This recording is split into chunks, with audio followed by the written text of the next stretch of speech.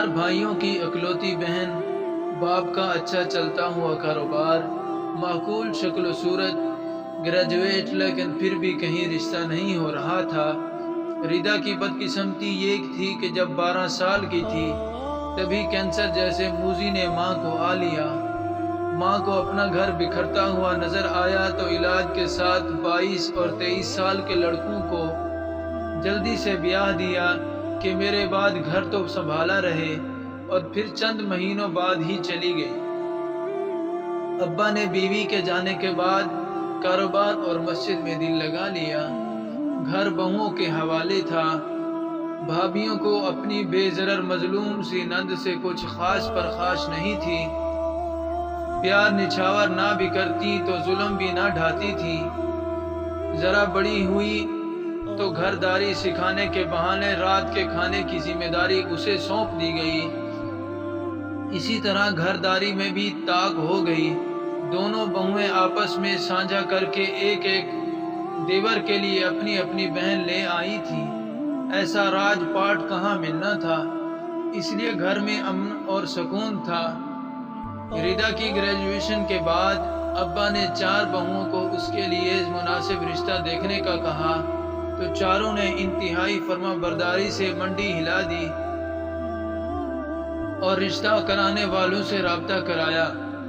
ابا کو یہ فکر تھی کہ جب رشتہ دیکھنے والیاں آئیں تو ان سے بات چیت کرنے، ان کو پرکھنے کے لیے کوئی جہاں دید عورت ہونی چاہیے۔ رہی بھائی تو وہ کاروبار سے واپس آ کر بیوی کی ڈلیوری، بچوں کے پیمپرز، بچوں کے اسکول کے داخلے، سسرال اور دوستوں میں مگن تھے۔ پھوپھی وفات پا چکی تھی۔ ایک خالہ زندہ تھی جو خود بہوؤں کے رحم و کرم پہ تھی۔ لے دے کر ابا کی پھوپھی زاد بہن رشیدہ پھوپھو تھی جو کچھ کام آ سکتی تھی۔ وہ خود 4 بیٹوں کی ماں تھی۔ مالی حالات بھی اچھے نہیں تھے۔ ابا اکثر ان کی چوری چھپے مدد کرتے رہتے تھے۔ اس لیے جب بھی کوئی فیملی ریدا کو دیکھنے آتی تو ابا رشیدہ پھوپھو کو بلا لیتے کہ میری بن کر ماں کی بچی کے لیے کوئی ماں جیسی ہستی ہونی چاہیے۔ بیٹیوں کی ماں ہیں، ان کے دل میں خوف خدا ہوگا۔ پہلی بار جو فیملی ریدا کو دیکھنے آئی وہ انتہائی مناسب رشتہ تھا۔ بھابیاں اچھا اہتمام کرنا چاہتی تھیں لیکن پھوپھو نے منع کر دیا کہ اگلوں کو لگے کہ شدید غرض ہے، اس لیے پیچھے جا رہے ہیں۔ ریدا کو بھی زیادہ تیار کرنے کی ضرورت نہیں ہے۔ بھابیوں نے زیادہ بحث نہیں کی۔ جب سسر کو ان پہ بھروسہ تھا تو وہ کیوں دخل دیتی۔ رشتے والوں کے سامنے بیٹی کا فون آنے پہ کہہ دیا کہ میری بچیاں کم عمر ہیں، میری غیر موجودگی میں گھبرا رہی ہیں، چاروں ریدا سے بہت چھوٹی ہیں لیکن اس قدر رشتے آ رہے ہیں کہ حد نہیں۔ شکل و صورت کی اچھی ہے نا، مجھ پہ جو نہیں پڑی ابا کے خاندان پہ چلی گئی۔ ہمارے ہاں کی تو ساری لڑکیاں ریدا کے جیسی سانولی سی ہیں۔ فیملی پھر بھی پلٹ کر نہیں آئی۔ چند دنوں بعد اس فیملی میں رشیدہ پھوپھو کی پہلی بیٹی کی منگنی ہو گئی۔ گھر والوں نے اس بات کو زیادہ محسوس نہیں کیا کہ رشتے تو نصیب کی بات ہیں، لیکن ریدا کا ماتھا ٹھٹک گیا۔ پھر تو یہ سلسلہ چلتا رہا۔ ریدا کے رشتے آتے رہے اور پھوپھو کی بیٹیوں کے رشتے طے ہوتے رہے۔ 30 سال کی عمر کے بعد ریدا نے اپنے باپ کے آگے ہاتھ جوڑ دیے اور ایک اسکول میں نوکری کر لی۔ پڑوس میں ایک فیملی نے کرائے پر گھر لیا۔ ان کی بیگم کافی ملنسار سی تھی۔ ریدا کی ہم عمر تھی لیکن 3 بچوں کی ماں تھی۔ دونوں کی بہت اچھی دوستی ہو گئی۔ انہیں سادہ اور مخلص اور بے ضرر سی ریدا بہت بھائی۔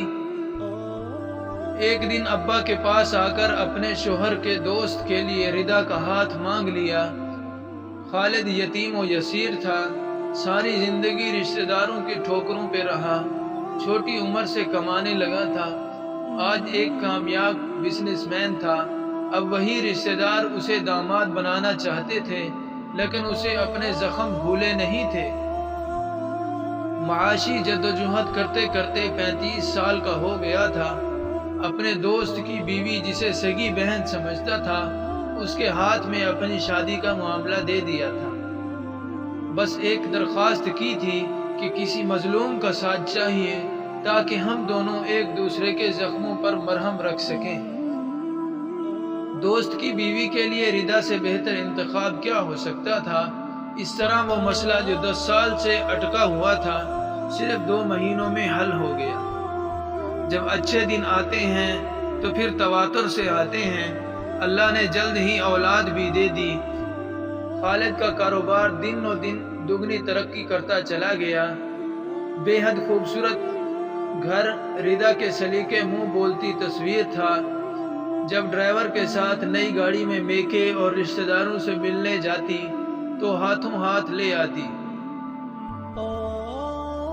دلہنوں کی مائیں خاص طور پر اسے دلہن کے پاس بٹھاتی۔ ردا جب بھی رشیدہ پھپھو سے ملنے جاتی ہے، ان کی حالت دیکھ کر دکھی ہو جاتی ہے۔ بیٹیوں کے دکھوں نے انہیں شوگر اور بلڈ پریشر کا مریض بنا دیا ہے۔ کسی بیٹی کا شوہر نکھٹو، کسی کا شکی، کوئی بے روزگار اور کسی کے گھر میں بیماریاں۔